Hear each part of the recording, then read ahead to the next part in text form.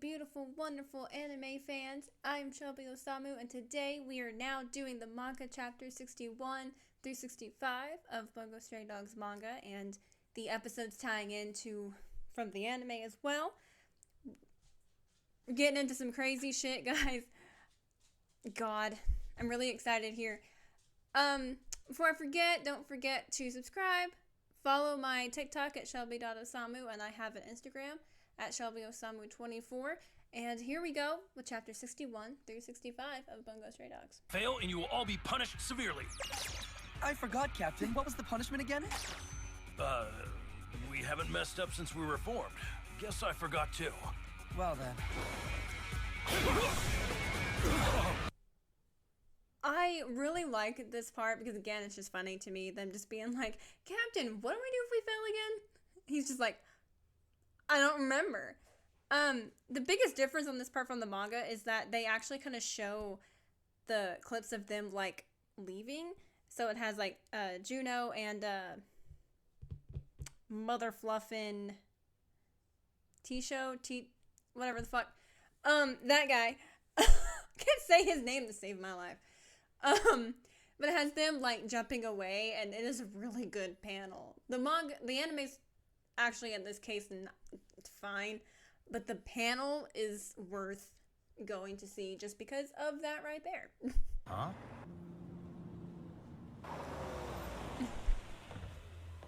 Hello, may I help you? Do you have vehicle theft insurance? Of course I do. Why do you ask? I see. Congratulations. After this, you're getting a brand new car. One thing that I find funny about this part, too, is the fact that Kunikita literally asking if they have car theft insurance before stealing the car. Like, that would be very typical Kunikita, just to be like, okay, do you have insurance on your car? You do? Okay, get out. Like, that part's just funny to me. Also, the manga actually has them stopping a woman first, and then she says that she doesn't have car theft insurance. So they literally let her go. And then this poor man shows up and has insurance, so they kick him out of his car. I like the fact that the manga actually has them and not taking somebody's car. It just shows that the Armed Detective Agency is clearly innocent, but this part is just really funny to me. Why did you cut down all the trees instead of avoiding them? Because the fastest route to any destination is a single straight line. That's how an idiot would think. Let's have a meal before we start. I'll have you know, Techo, that of every single member in our squad, I most certainly hate you the most. Hate? Why? Because your soul is entirely lacking in artistry. You enjoy putting shichimi spice on strawberries just because you think similar colors pair well together. That also goes for putting sugar on rice and soup base on yokon. And now you're eating a hard-boiled egg with a shell on. I wish you would just die already. I wish You're you would just completely die. useless until we meet the enemy. Just shut up and don't say anything. Also, your pulse and your breathing are both annoying. Please do your best. Not breathing. These two crack me up because they are basically the Hunty Dogs version of Dazai and Chuya. I mean, that's pretty much, I feel like, how a conversation would go. I think Dazai is Tesho, however you say his name, and Chuya is Jono, like 100%. And it's just so funny to me. They are fucking hilarious. And I like the panels of them too, because it is very similar. But I also like the part of him, you keep your breathing under control because you're loud. And then it has him holding his breath. And I actually didn't remember that part, so I thought it was only the manga, and then they cut it out. But I love the fact that it's in here. I kind of forgot about it, but it's very entertaining. I have to do something! Doppel poet! Stun grenade! Ah! Oh, I saw God. it. The moment he drew his sword, his saber grew far longer than his scabbard. And it turned. His book broke. They killed it.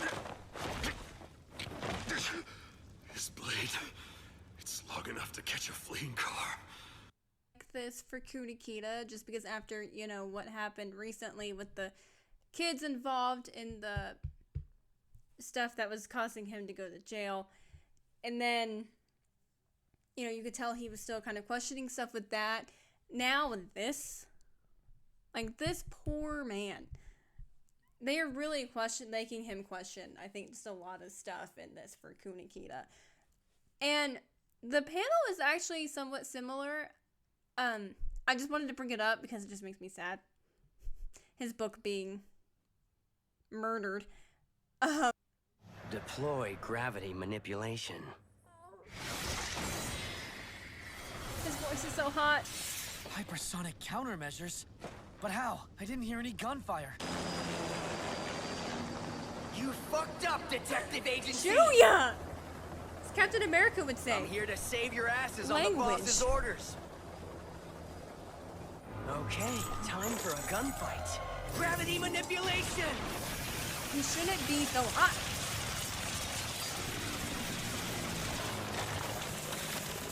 Grab onto it! I love this so much. When Chuya shows up, the way the voice actor says deploy gravity manipulation makes me chill every damn time I hear it. Deploy gravity manipulation. It's just, I love Chuya. He's literally like the king of showing up for 15 seconds and freaking everyone the hell out. The panels even actually are really cool here. The panels are cool. I like the anime version more, mainly because he does say "you fucked up, Detective Agency." In manga, he doesn't say that, so I like the difference there. But I like the preference of him saying "fuck." Also, instead of saying "I'm here to save your asses on the boss's orders," in the manga, he kind of says the same thing, but instead of saying what he says basically that the boss told him to pick them up from daycare. It's very Chuya. Both lines are very Chuya. I see him doing either or, but I love both. I can't decide which one I like more because I love him saying fuck, and then I also love the smart-assness of saying that he'll pick them up from daycare. Like, both lines just crack me up. I won't allow anyone to mess up my schedule! Your ideals are as lofty and large as a hot air balloon. But a hot air balloon inevitably runs out of fuel and returns to the ground. My name is Dopo Kunikita. My ideals will not fail. I will fuel them with my life so they will fly on for eternity!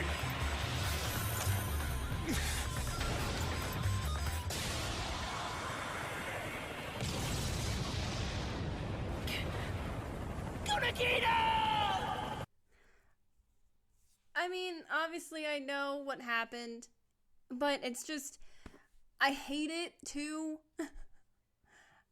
I love him just still standing by his ideals of being like, I'm Doppo Kunikita. Like, you're not gonna stop me. And him risking his life like this for Yoshino, for Tanizaki and Kenji, and theoretically Chuya. I mean, obviously I don't know if they really stand a chance against Chuya, but I mean, he literally saved all of them in that chopper, including Chuya. And I also like the aspect of him, you know, the former partner of Dazai and the Port Mafia tries to save the current one in the ADA. I like that kind of tie-in for some reason. Did they do it on purpose? I don't know, but I like to think they did. The agency has saved me time after time. Poor Peta, baby. But I'm not capable of helping the agency. Please don't tell me that you're giving up already.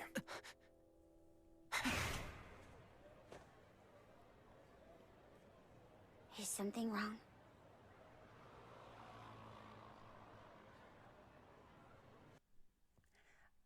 Can somebody tell me why? Why does Dazai have to show up for this just brief little moment? Fucking hot while doing it? Just side profile, just only like, you know, this part here. Why? Why? Also, is this when Atsushi kind of starts going shit crazy?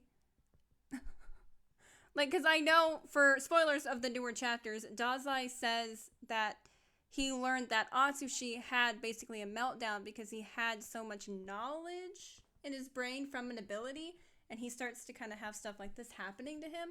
So I assume this is kind of when that starts, of him seeing Dazai and or at least thinking that Dazai's there.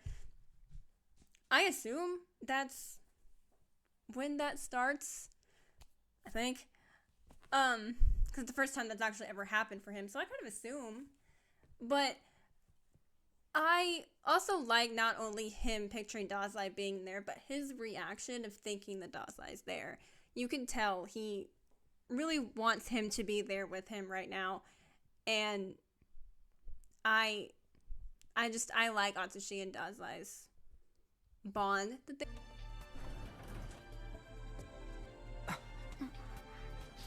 I smell blood. It's the randomest thing to say. Are you alright? It's you.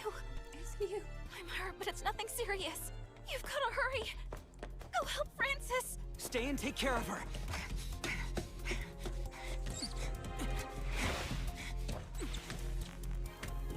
You seem to have lost. I love the way that Atsushi runs even when he's not using his Weird Tiger ability at all. He still runs somewhat, like, differently. Like he would if he was doing the Weird Tiger form. So this part I wanted to bring up because in the manga, Luisa actually looks more beat up and hurt than she does in the anime. The anime, she really barely looks touched. But in the manga, she actually has like what looks like blood on her face. Like she actually got really hurt. So I remember when I saw the panel, I was like, did she get that hurt? I don't remember her being that injured. So that was definitely interesting to have that different tie-in. But that was really the biggest difference from what I saw on here. A new prisoner arriving?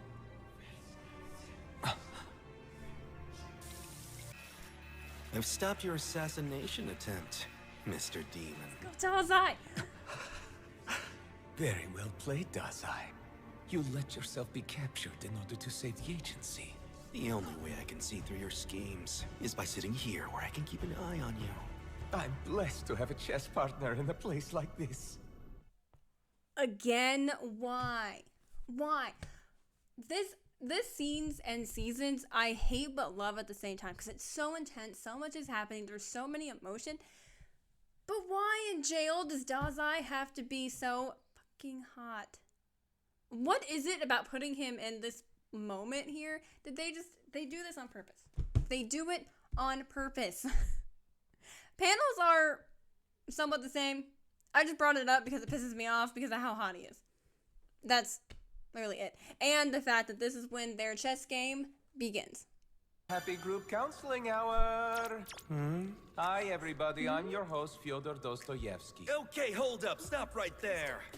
What's the problem? Exactly what? Exactly what? Oh, life counseling. Thank I love that they both are just doing this the whole time. Like, okay, my turn. And then they both just keep doing it the whole time. So, this part had more word differences than anything. It was mostly the same. But when Fyodor's like, I'm Fyodor, time for life counseling hour, he actually says in the manga, super happy chit chat about our problems.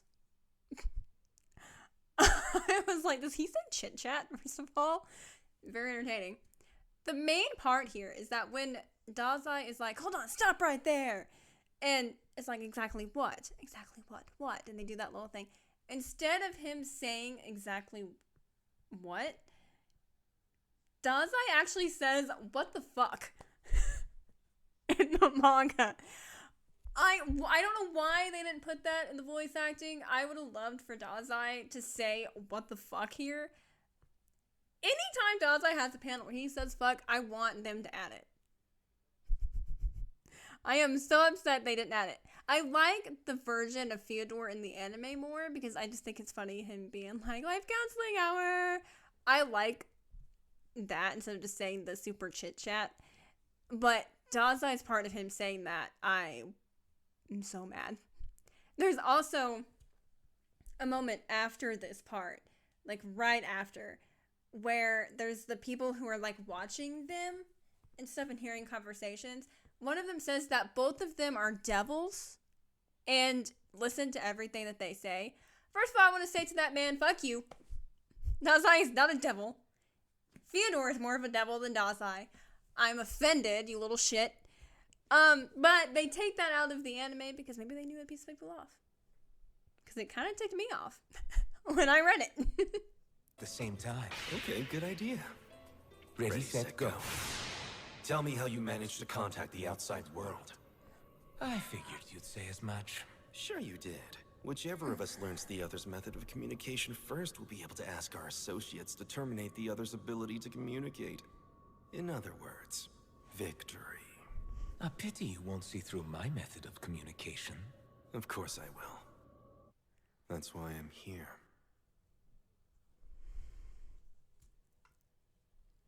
Again. Why? This man, side profile, zoom in of his mouth alone. Even Fyodor here is hot. They both should not be this hot. But mainly we're talking about Dazai because obviously, hello, who I am. But I don't get it. They're both extremely hot. It's annoying, and I like this part because I like seeing how much Fyodor and Dazai are similar, but different too. And you kind of see that as it goes, but it's funny to me as well of them being like, I'm gonna figure it out. No, I am. And I do like the reveal of how Dazai ends up communicating. I do like that he can do that, but it's still just so funny. To me, I love it. It's hilarious. I like Fyodor and Dazai because I think I've said it before. I like the fact that somebody is smart, just like Dazai and Rampo, as a bad guy. And I think him and Dazai have a very interesting back and forth. And sometimes they kind of look similar to me. Dazai and Fyodor look a little, not identical, but somewhat similar. And I don't know if that's a purpose or an accident. Exchange for transferring one of its members to the Port Mafia. Transfer a member of the agency? You think you're being funny? You just want me back in the Mafia. Isn't that really what's behind all this? And if that's the case, what of it? Oh shit. President Fukuzawa understood that when he made the agreement with me. The president would never agree to that in a million years. I accept your request to protect all detective agency employees. Though, combating the hunting dogs will be quite the daring endeavor, even for the Port Mafia. What are your demands? The transfer of one detective agency member to the Port Mafia. That will not be an easy price for me to pay. I have one condition. That you don't request Yosuno. She won't tolerate being your assistant again. Or Dazai. Hello. So you're wrong. See? This part I am bringing up for a different reason than what the manga has. I want to bring this up because while I was reading the manga, I was thinking that Fukuzawa never 100% says that he accepted the transfer. Like, oh, I agree to that, or I accept that suggestion, or whatever. Like, he doesn't verbally say that. Here, he just says it can't be Yosuno. And then there is another moment, either, I don't remember if it's after this or before, it might be before, where it shows Fukuzawa, when he gets arrested, all he says is, I'm leaving it to you. Which to me is not fully enough of acceptance. So I have a couple of theories. I kind of think either one, maybe Fukuzawa purposely didn't actually verbally accept it and just said, I'll leave it to you because he knew Mori would do it. And then when this is over, he'll be like, I never accepted. I didn't confirm, did I? I just said I'm leaving it to you. You know, and maybe he'll be able to twist it and just deal with it later. Or Mori is wanting, I kind of feel like maybe Mori is also twisting how it went because he wants Yosuno or Dazai back in the Port Mafia. So he's like, if I tell them about this deal now and something happens to Fukuzawa, nobody's there to deny that it actually happened or it didn't happen. So he could potentially get any member he wanted because nobody would be able to say, oh, the president didn't actually accept it. Rampa would be able to, but even still, would that be enough? So I'm really curious to find out about this because nobody has talked about the transfer since this. Nobody's talked about it, nobody's mentioned it and brought it up again. So I'm very curious because a part of me also even wonders if this part didn't actually happen. Like, what if Fukuzawa and Mori didn't even have this deal? For all we know, Mori is just fucking with everyone to try and get either Yoshino or Dazai back into the Port Mafia. And this is his way of maybe trying to do it if something happens to Fukuzawa. It, you guys, of chapters 61 through 65 of Bungo Stray Dogs, anime and manga comparison. Definitely kind of some things that happened, but really, I'm just excited. I'm a little upset that the anime's version of the voice acting didn't put Dazai saying fuck. That's the biggest thing that annoys me. But I hit the mic. I'm really excited to get to these parts because I think, the story really grows here. It really becomes more than just detectives. So I really like it and I'm excited. So stay tuned for chapters 66 through 70 of Bungo Stray Dogs manga and anime comparison. And I am happy you are here. Believe it.